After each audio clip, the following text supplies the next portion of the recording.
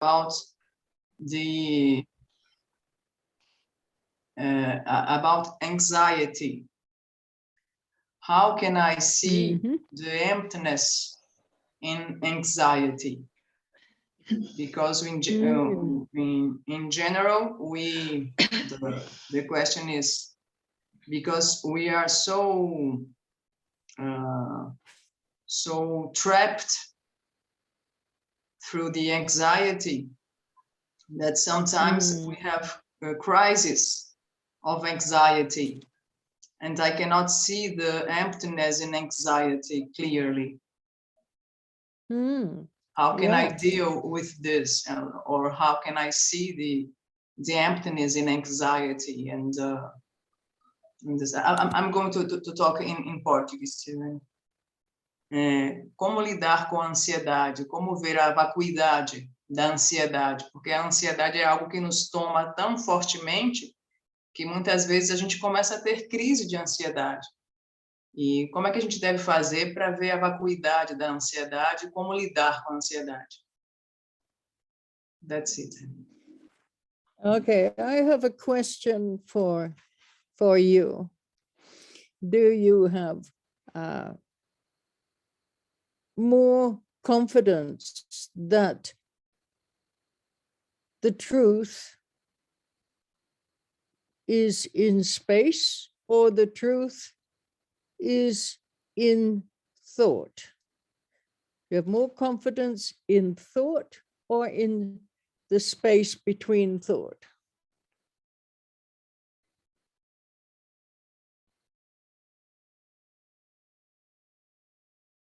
When you're looking for the truth, where are you looking for the truth? In your thoughts or in the space between thoughts?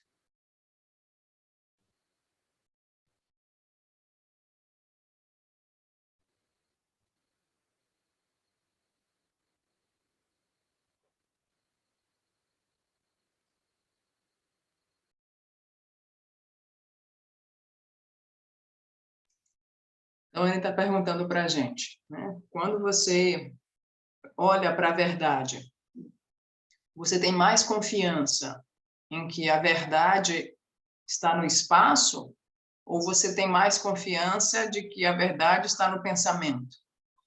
Quando você olha para a verdade, você olha para o pensamento ou olha para o espaço entre os pensamentos? Where do you think you're going to find the answer to what we call the true unconditioned nature? In thoughts or in the space between thoughts?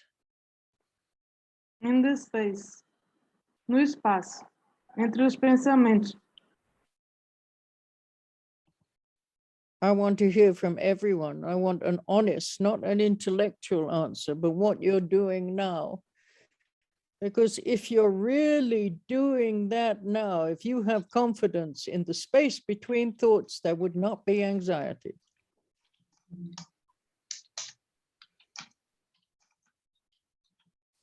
It's impossible to have anxiety when you are focused on the space between thoughts. Because what is generating the anxiety is your thoughts about this and that, and this might not happen, and this isn't right, and it should be like this. That's all the conceptual mind.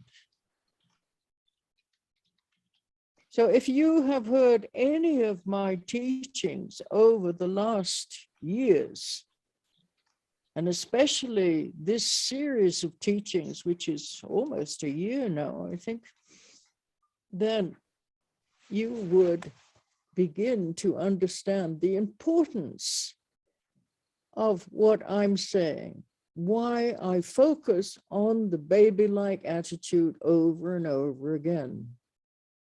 How does a baby see before it learns language?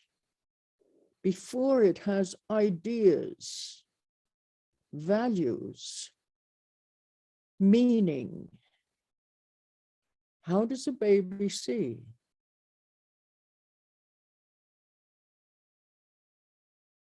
This is essential because this is the answer to what you are all looking for.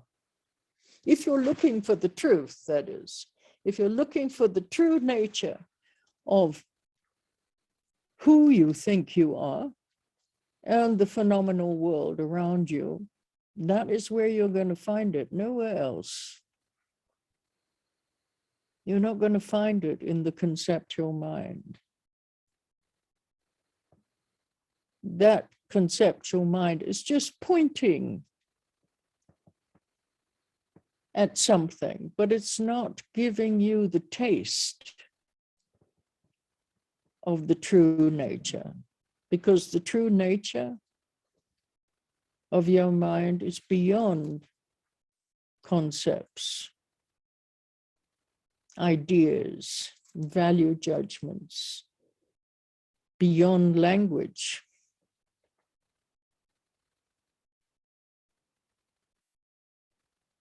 So where are you looking for the answers? You have to be clear on this, otherwise you're not going to find the answer.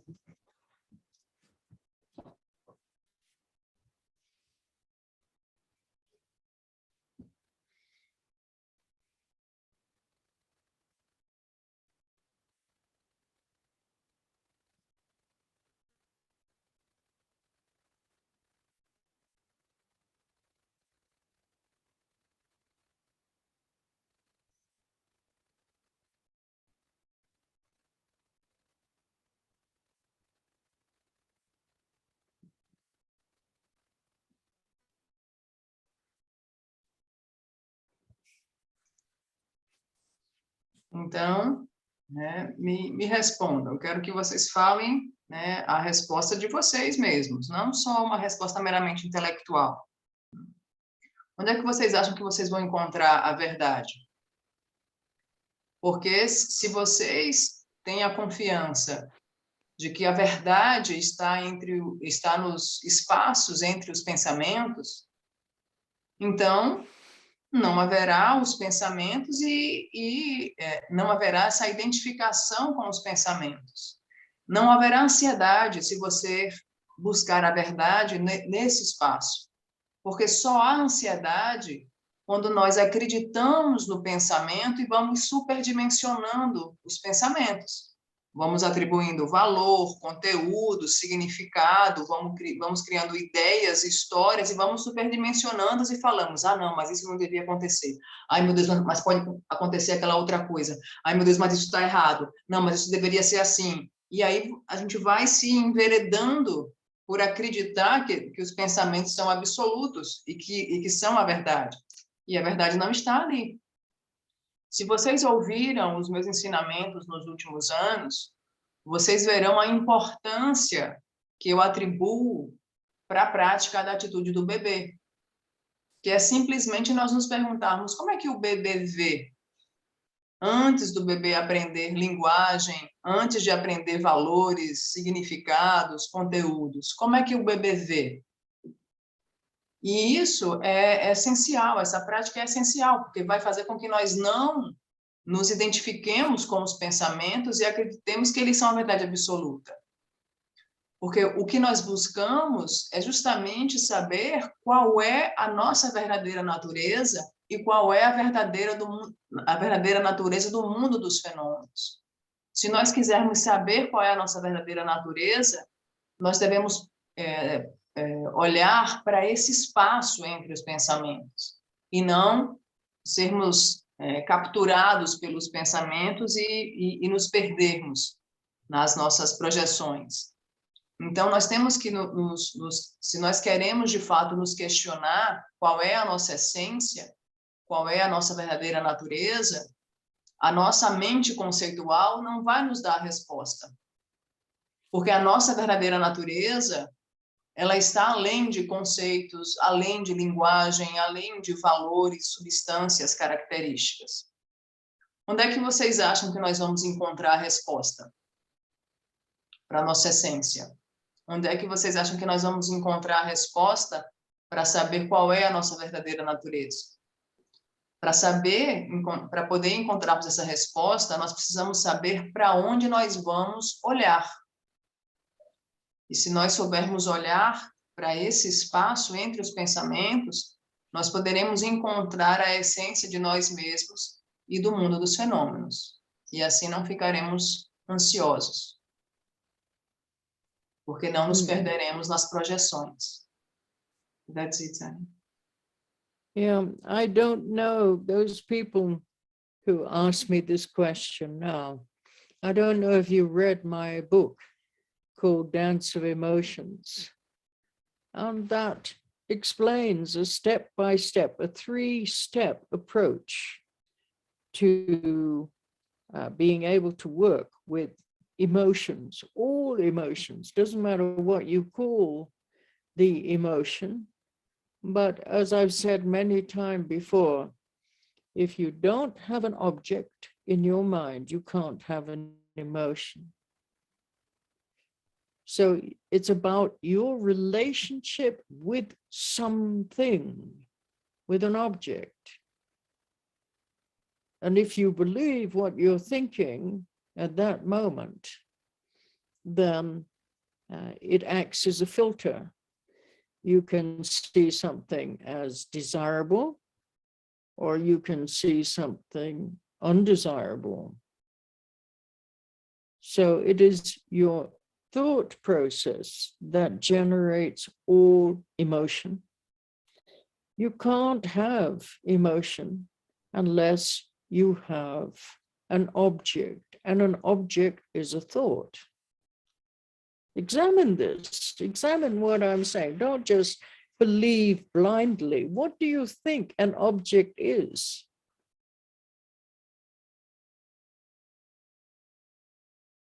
If it's not a thought, what is it? What is an object?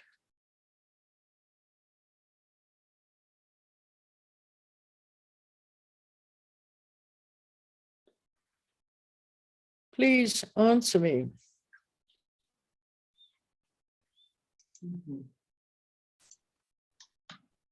Não sei se a pessoa que me fez essa pergunta, ela chegou a ler o meu livro Dança das Emoções. Nesse livro, A Dança das Emoções, há 3 passos, eu ensino nesse livro, os 3 passos para que nós possamos aprender a lidar com as emoções. E nesse livro há a explicação de que se você não tem um objeto na sua mente, você não tem emoção.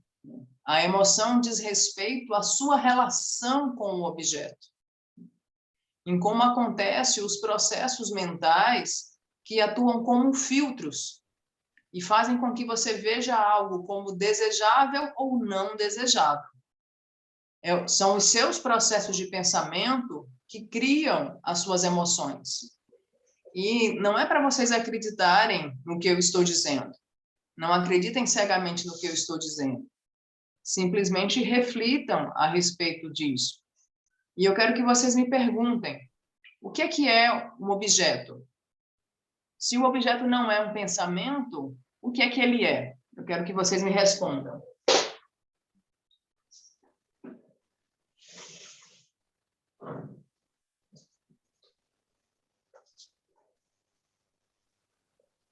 Anne quer ouvir de vocês, só para Aparências. o livro das emoções. Aparências. Ana Carolina está falando? What is an appearance? O que é uma aparência? São projeções da mente. What is a projection? You're going around in circles. What is a projection? Criações. Creations. What is a creation? O que é uma criação?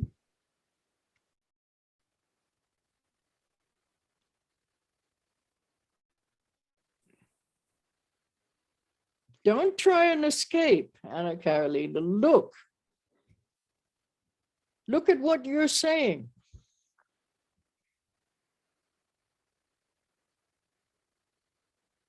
What is a creation? What is a projection? What was the other thing she said? What is appearance? Appearance. Yes. So it's the same answer for all of them. So what is the answer to that? Those three. What is an appearance? It depends whether it's a pure appearance or an impure appearance. If it's an impure appearance, what is it?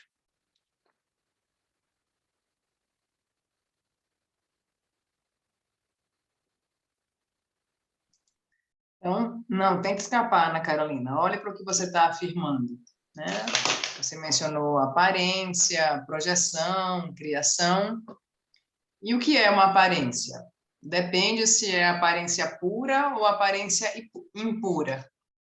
E o que é uma aparência impura?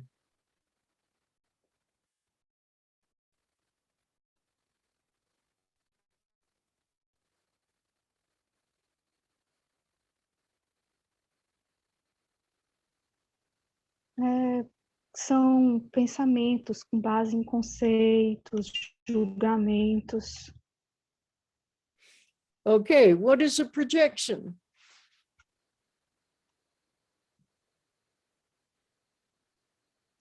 Tudo São bem, mas reflexos da mente com esses pensamentos. No, more directly, more basically, what is a projection? o que é uma projeção? Mais diretamente, mais básico.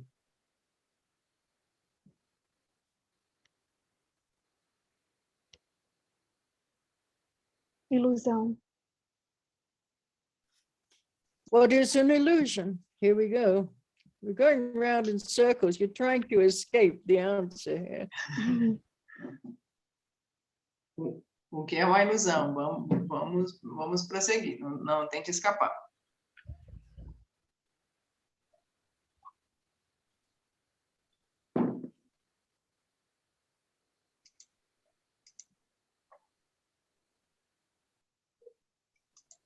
São percepções que não existem. Why doesn't that perception not exist? Why? Porque a percepção não existe.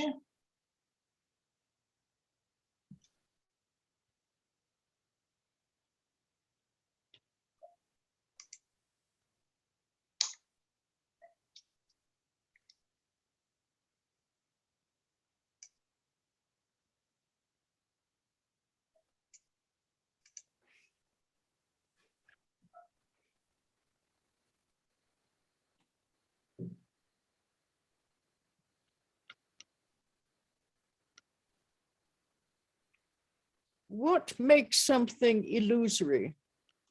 What makes something true, and what makes the appearance illusory?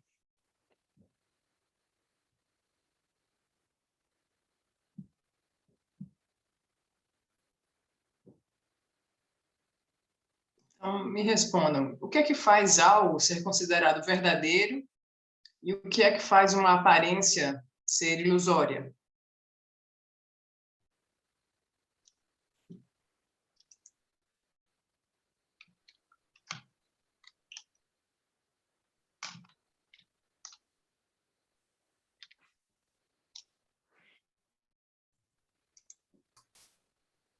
A forma como a gente se relaciona com isso, Anne? The way we have a relationship with this. Yeah, but let's make this more basic. You know, what is a relationship with something? What is it? What's it based on? You're avoiding the key point, which is the answer to everything that you're saying. 。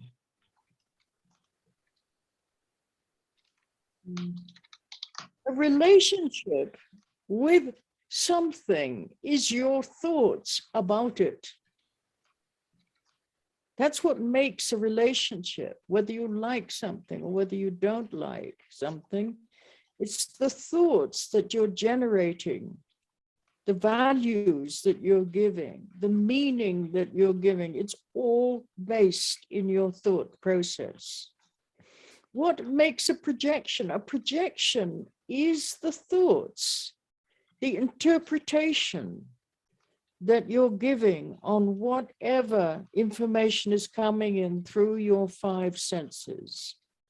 It's being interpreted by the conceptual mind.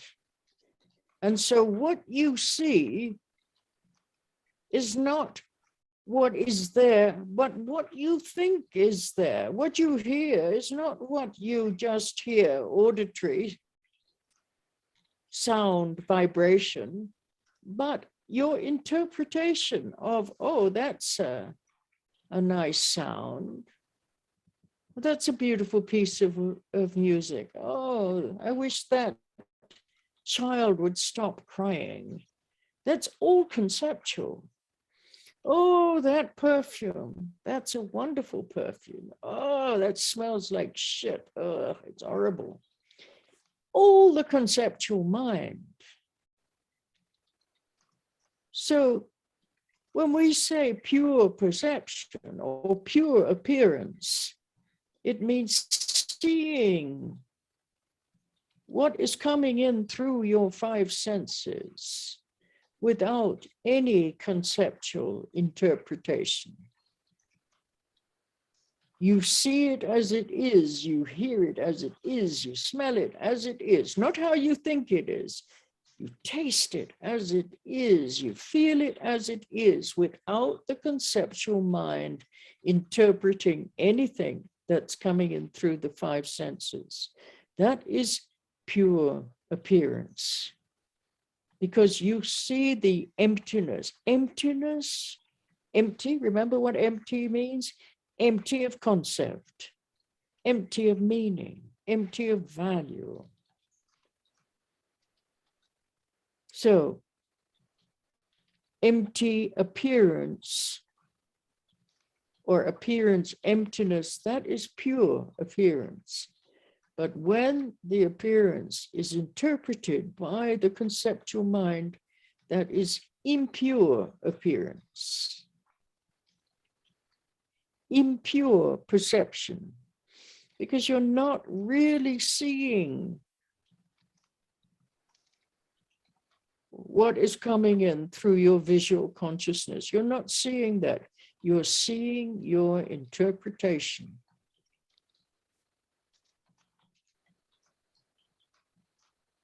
So the answer to Anna Carolina's question, you know, it's all the same answer, whether you call it appearance, whether you call it, what was it, the three things, Anna Carolina? Projection, appearance, and what was the third one? Creation. Creation. It's all And thought. illusion.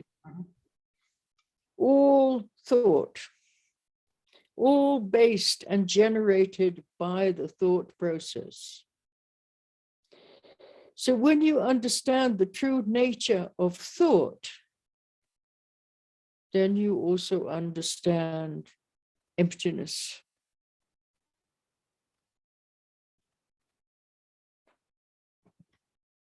The egolessness of the self and the phenomena. Egolessness of the appearance of a subject and the appearance of the object.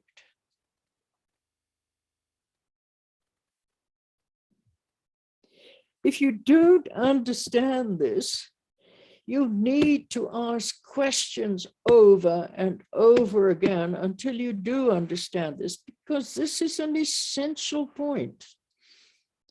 This is the key to the path that you've chosen.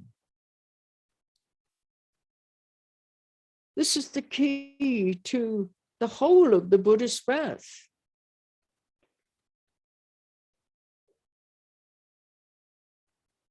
Everything else is just a support. But it's not the essential point.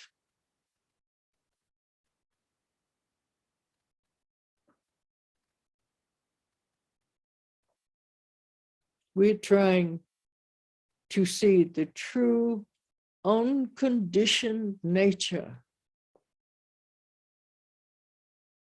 of who we think we are and the phenomenal world that we perceive. And when you understand that, when you see that, you see in that way, moment by moment, then you're enlightened. There's nothing else. That is enlightenment.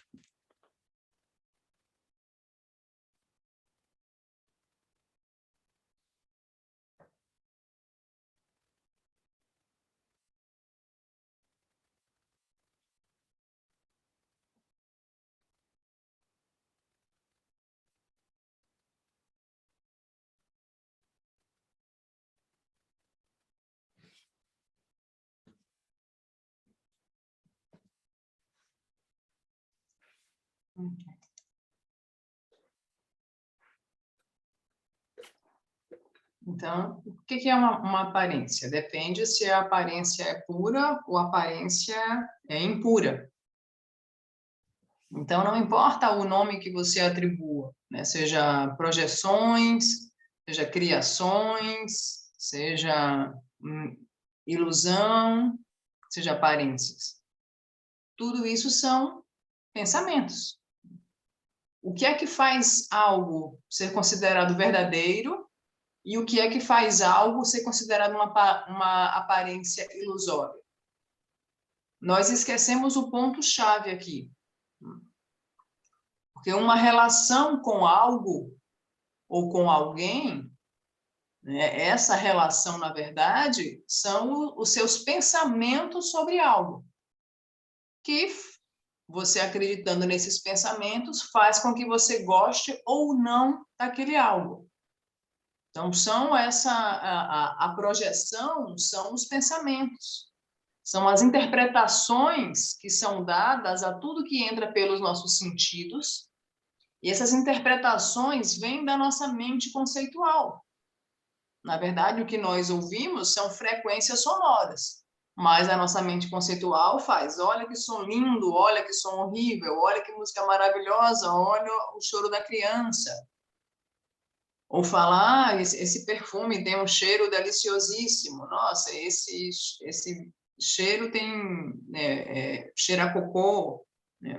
Tudo, na verdade, é a mente conceitual lançando, né, constantemente os valores, significados, características, e vamos superdimensionando o pensamento. Por sua vez, a aparência pura é quando nós vemos o que entra pelos nossos sentidos sem interpretações da mente conceitual. O que você vê, o que você cheira, o que você ouve, o que você sente pelo tato, o que você experimenta, né, pela sua língua, você vê diretamente. E você vê a vacuidade diretamente. E quando nós falamos vacuidade, vazio, né, não é vazio como um pote vazio da comida do cachorro. É vazio de algo. É vazio de conceitos, de características, de atributos, de significados. É vazio de tudo isso que a nossa mente conceitual vai lançando e superdimensionando, né, o pensamento. Então, quando falamos de aparências puras, significa aparências vazias. E aparências impuras são as nossas percepções através das interpretações. Nós não vemos as aparências como elas são de fato, verdadeiramente. Nós vemos as nossas interpretações daquelas aparências e nós acreditamos que a nossa interpretação é a única interpretação, é a interpretação correta. E não importa o nome que você atribua, Ana Carolina, seja aparência, né, seja criação, seja ilusão, seja projeção, tudo isso é gerado pelo nosso processo de pensamento.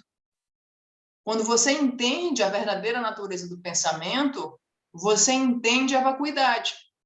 E quando você entende a vacuidade, você entende a ausência da existência do ego. Porque você entende a vacuidade do ego. Você entende a vacuidade do sujeito e a vacuidade do objeto. E para que nós possamos fazer isso, nós precisamos nos perguntar de novo e de novo. E essa é a chave do caminho que você escolheu. Essa é a chave do caminho budista inteiro. A vacuidade é essa chave. E todo o demais que nós aprendemos no caminho budista é apenas um suporte, mas não é o ponto essencial. O que nós estamos buscando é justamente tentarmos ver a verdadeira natureza não condicionada de quem nós realmente somos e do mundo dos fenômenos. Quando você vê a verdadeira natureza, isso é iluminação, nada mais. Ver a verdadeira natureza vazia e não condicionada é estarmos iluminados. That's it, honey. Okay. So, coming back to the teachings last week,